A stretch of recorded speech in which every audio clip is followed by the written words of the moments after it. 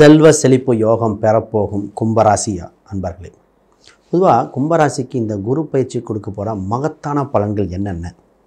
முக்கியமாக பார்த்திங்கன்னா குரு பார்வை இருக்குது. உங்கள் ராசி அதிபதி அதுவே 12ஆம் அதிபதி 2ல் இருக்கார். உங்கள் ராசிக்கு ராகு பகவான் வரார். அப்போ இந்த கலவையான விஷயத்தில் குரு பார்த்து என்னென்ன நிவர்த்தி பண்ணுறார், குறிப்பாக திருமணம் எப்படி, வேலை என்ற விஷயத்தில் நடக்க போகிற யோகங்கள் என்ன, பிஸ்னஸில் நடக்க போகிற அற்புதம், குறிப்பாக பார்த்திங்கன்னா டக்குன்னு டெவலப் ஆகிற விஷயங்கள் என்னென்ன அதை பற்றி பேசுவோம். குடும்ப உறவுகள் நிலைகள் ஒவ்வொன்றா தெளிவாக பார்த்துருவோம். மாணவர்கள் படிப்பு இது மாதிரி பிரித்து பார்த்துருவோம். முதல்ல அனைவருக்கும் வணக்கம். நான் உங்கள் ஸ்ரீ சுபம் விஜயகுமார். இப்போ புதுசாக பார்க்குறாங்க, சப்ஸ்கிரைப் பண்ணிக்கோங்க. வேறு கேள்விகள் சந்தேகங்கள் தான் பார்த்துட்டு கமெண்ட் பண்ணுங்கள்.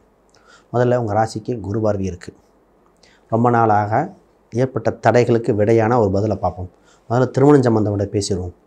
திருமணம் என்ற ஒரு மகத்தான விஷயம் நடக்கப் போகுது. சனி உங்கள் ராசியிலிருந்து ஜென்ம சனியாக இருந்து திருமணத்தை நிறையவே தடுத்தார்.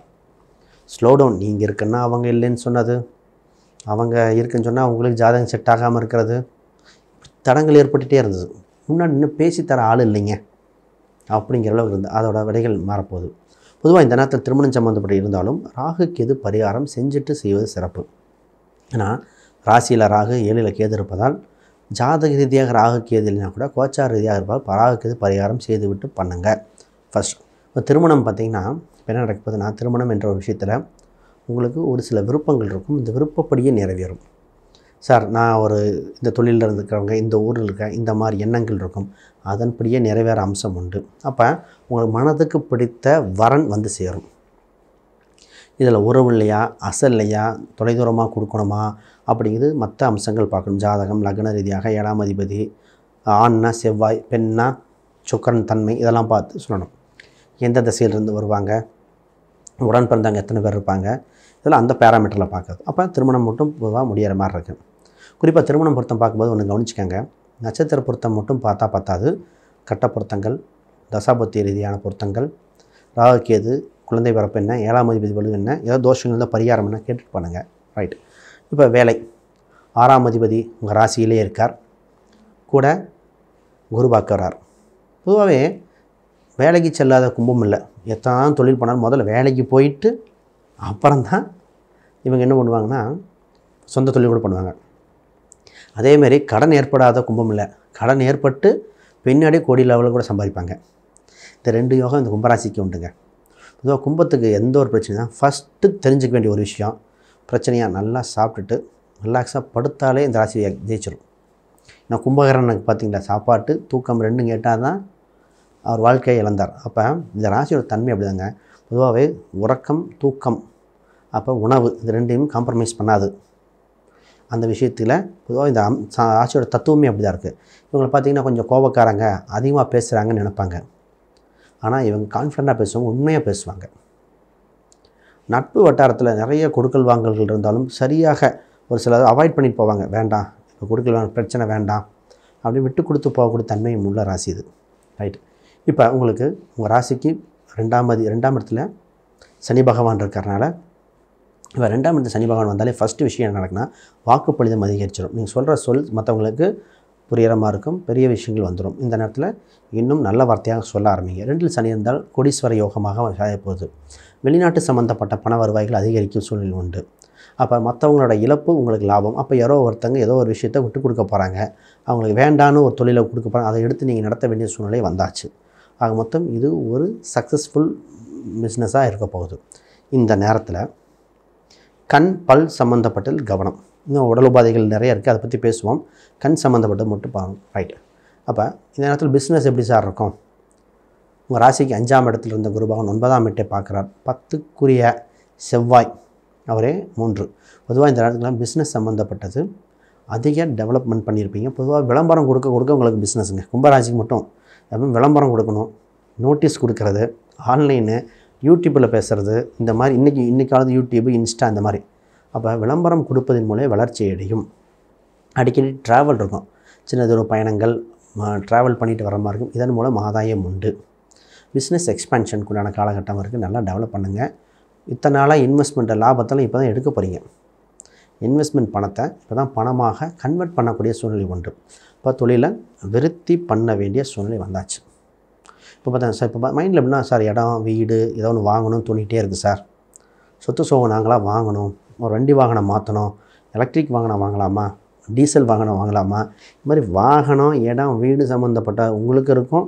இல்லை கல்யாணம் ஆனவங்கன்னா உங்கள் லைஃப் பார்ட்னர் சொல்லிகிட்டே இருப்பாங்க, நமக்குன்னு ஒரு வீடு இருக்கா அப்படிங்கிற மாதிரி. அப்போ இது ஒரு இன்டைரக்ட் ப்ரெஷராக இருக்கும். இந்த வீடு சம்மந்தப்பட்ட யோகம் இருக்குங்க. வீடு பார்த்திங்கன்னா கட்டின வீடா, இல்லை புதுசாக கட்ட போகிறீங்களா, இல்லை வாங்கிறதா, எந்த திசையில் வாங்குறது, அது ஜாதக ரீதியாக பார்த்தா தான் இந்த தசை எந்த மாதிரி இருக்கும், இந்த வீடு வாங்கலாமா, வேறு வீடு அமையுமா, எந்த ஏரியாவில் அமையும், அதெல்லாம் பார்க்கலாம். ரைட். இப்போ குழந்தை வகையில் யோகம். பொதுவாக ராசியில் சந்திரன் மேலே ராகு போகும்போது குரு பார்க்கும்போது ட்ரீட்மெண்ட் மூலம் குழந்தை பிறக்க வாய்ப்பு நிறைய பேருக்கு. குழந்தை இல்லாதவர் குழந்தை பிறக்க வாய்ப்பு உண்டு. இப்போ நிறைய பேர் குழந்தைக்கு தள்ளி போட்டுப்பாங்க, இப்போ தான் குழந்தைக்கு தோணும். இப்போ குரு பார்த்திங்கன்னா குழந்தைகள் வெளிநாடு சென்று வர வாய்ப்பு. குழந்தைகள் வெளிநாட்டுக்கு போகிறாங்க, வெளியூருக்கு போகிறாங்க, அவங்களுக்கு செலவு பண்ணால் யூஸ்ஃபுல்லாக இருக்குமா. இப்போ வெளிநாட்டுக்கு சென்று படிக்க வைக்க யோகம் உண்டு.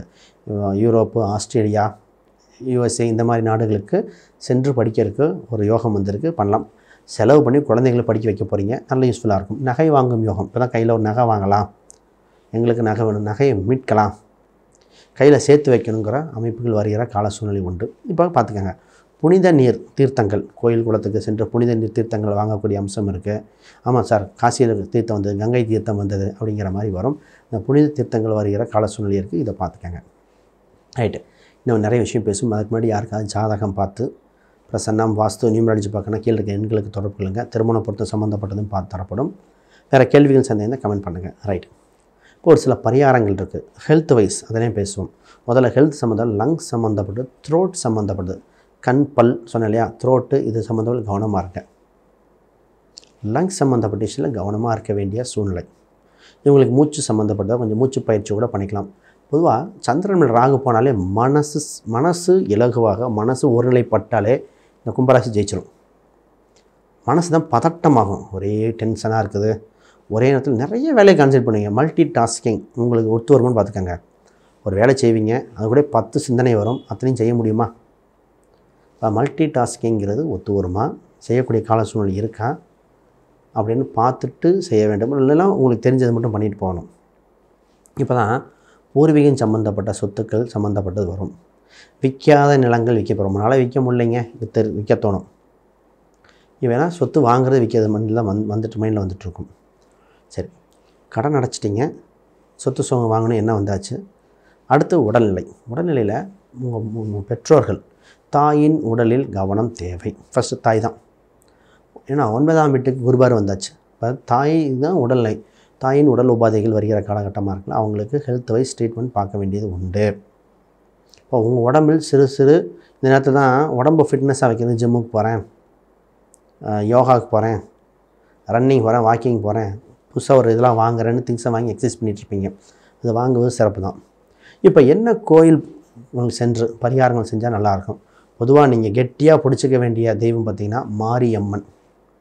மாரியம்மனை கெட்டியாக பிடிச்சிக்கணும். ரைட். ரெண்டாவது, நீங்கள் என்னென்னா உணவு தானம் கொடுக்கணுங்க. ஏழை எளியவருக்கு இருக்கலாம், இல்லை கோயிலில் அன்னதானம் போடுறதுக்கு உணவு தானங்கள் கொடுப்பதே சிறந்த பரிகாரமாக இருக்கும். குகை உள்ள கோயில்கள் சென்று வர்றது. குகைனா பழனியில் போகர் சன்னதி குகைக்குள்ளே இருக்குது, திருச்செந்தூரில் வள்ளி குகை இருக்குது, மருதமலை இருக்குது, நாமக்கல்லில் நரசிம்மர் கோயிலில் குகை நரசிம்மர், அந்த மாதிரி குகை மலை குடைந்து இருக்கிற ஒரு பகுதிக்கு சென்று வரும் பொழுது இந்த வருடத்தில் இந்த ராகுவோட தாக்கம் உங்களுக்கு பாதிக்காமல் இன்னும் வளர்ச்சியை கொடுத்துரும். குருவோட வளர்ச்சி மட்டும் அமோகமாக இருக்கும். ஆக மொத்தம் இந்த வருடம் அமோகமான வருடங்கள். சின்ன சின்ன விஷயத்தில் கவனமும் செலுத்தணும், அதையும் சொல்லியிருக்கு. உங்கள் ராசி எண்கள் பார்த்திங்கன்னா உங்களுக்கு 5, 9, 8 யோகமாக இருக்க போகிறது. குறிப்பாக 3ஆம் நம்பரை பயன்படுத்திக்கங்க, வெற்றி உங்களுதே. அனைவருக்கும் வணக்கம், வாழ்த்துக்கள்.